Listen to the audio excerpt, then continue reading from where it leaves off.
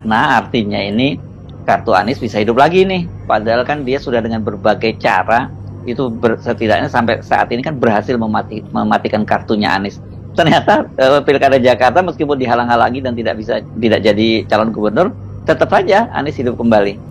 Saya kira harus disimpulkan bahwa memang ada semacam keinginan Jokowi atau ya dalam tanda petik permintaan yang sifatnya memaksa supaya Presiden Prabowo itu betul-betul mengucapkan sesuatu yang langsung berpihak, yaitu tentu pada Ridwan Kamil. Walaupun ada excuse bahwa Pak Prabowo sebagai ketua Partai Gerindra harus secara jelas menentukan sikapnya tuh.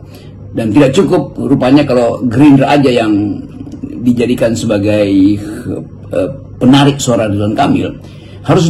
Masih diperlukan seorang ketua Gerindra yang kedudukannya sebetulnya sudah menjadi kedudukan publik sebagai presiden, sehingga kurang etis kalau presiden itu mengambil posisi yang terlalu partisan. Walaupun nanti seperti tadi saya terangkan, ya nanti disebut bahwa itu karena dia adalah Gerindra. Ya betul, tetapi ada hal yang kurang tepat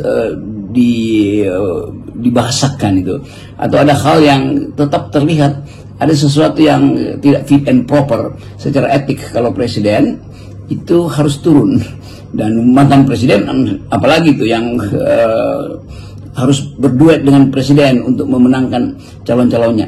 Satu-satunya keterangan adalah ketidakinginan Jakarta itu lepas dari genggaman Kim Plus, dan Kim Plus itu artinya pengaruh Jokowi, karena Jokowi ingin memastikan Anies itu tidak boleh ada di dalam garis start menuju 2009. Nah, sejarah akhirnya memberi kesempatan pada Anies untuk masuk lagi dalam politik.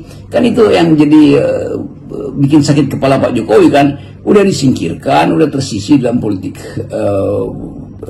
pilpres, tetapi akhirnya kayak bangkit lagi dari kuburnya, lalu beracara di Jakarta. Dan itu dengan sendirinya jadi hambatan di dalam rencana Jokowi untuk memastikan bahwa Jakarta itu tidak boleh ada Anies. Karena kalau Jakarta ada Anies, artinya Anies bisa lolos lagi ke 2009. Kan begitu cara kita melihat problem ini, persoalan ini.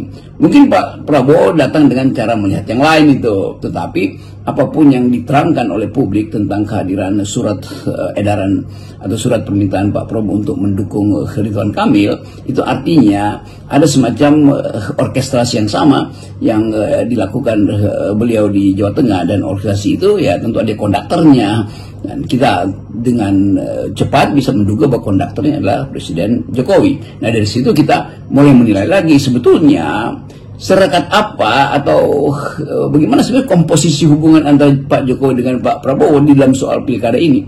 Apakah ini akan berlanjut lagi di dalam urusan yang lain, atau memang ini semacam battlefield terakhir, medan perang terakhir bagi Jokowi di Jakarta dan di Jawa Tengah, dan Pak Prabowo membantu seadanya, kira-kira begitu pengertiannya kan. Karena kita tidak lihat euforia dari Gerindra misalnya atau Golkar untuk all out bertanding atau menggerek suara Ridwan Kamil yang betul-betul drop di Jakarta.